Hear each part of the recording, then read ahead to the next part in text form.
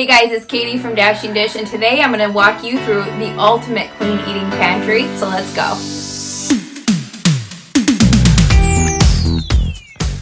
Alright, so let's start up here at the top shelves. So these are all of our jarred and canned goods that are things that are good to have kind of long-term stored in your pantry if, let's say, we're in a pandemic.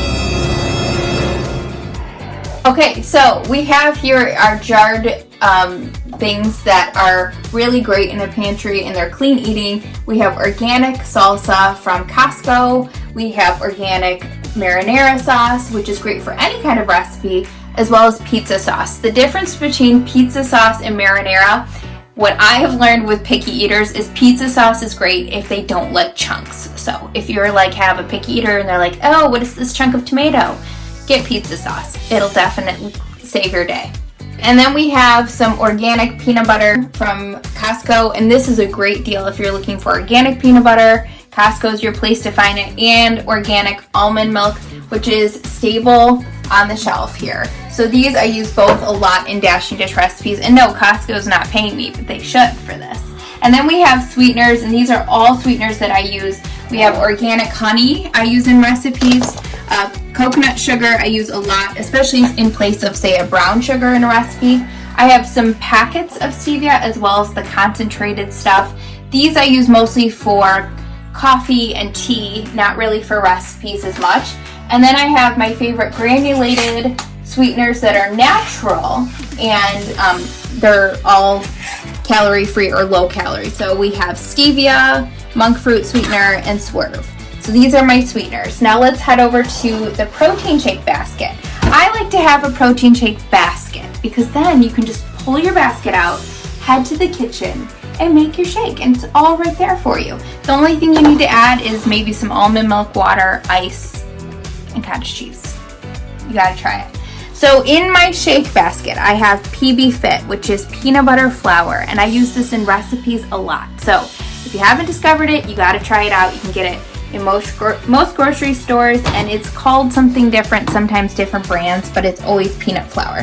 Here are two great protein powders. I'm going to show you this one first. It's Terra's protein, and it's a really clean protein. It's whey protein.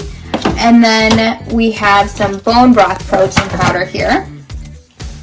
And this is Left Coast Nutrition. I get this on Amazon, and I love the taste and mixes well. I like the nutrition in it.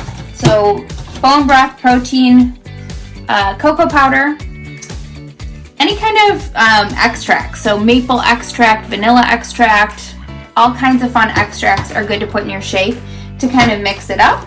And then this is an optional thing. It's just xanthan gum, and it makes your shakes creamier, kind of like a milkshake. So I use just a little bit of that. All right, so up here are all the baking goods, and this is my parents' pantry. As beautiful as it is, she has all of those labeled and everything like that. So those are all clean baking staples.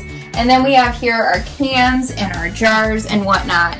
And so we have some of the best oils that I recommend are organic avocado oil, coconut oil, and olive oil. Avocado oil is my favorite because it can go to really high temperatures and not burn.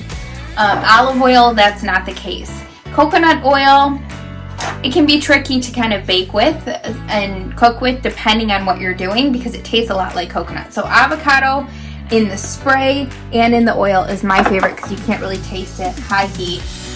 Some organic mayo, some garlic expressions. This is great on salads and whatnot. Some hot sauce, and then all kinds of cans. And I love to have a ton of canned staples such as crushed tomatoes, diced tomatoes, beans, lentils, chickpeas, because then you can really throw together a lot of the Dashing Dish recipes if you have these on hand. Then let's look at this shelf. So we have some organic diced pears, that's mostly for Maddie. And then we have some applesauce, which is great for recipes. Spaghetti squash, sweet potatoes, I use those a ton in Dashing Dish recipes as well. Then if you're gonna have something like chips or crackers, so we don't really do a lot of the chips and crackers, but if you're gonna do something, especially for kids, I always like to look for the ingredients that have almond flour in them, and even something like cauliflower, because there's a lot of great products that are made with cauliflower now. We also like, and Maddie loves, these Parmesan crisps, and you can get them almost anywhere because it's just cheese made into basically a cracker.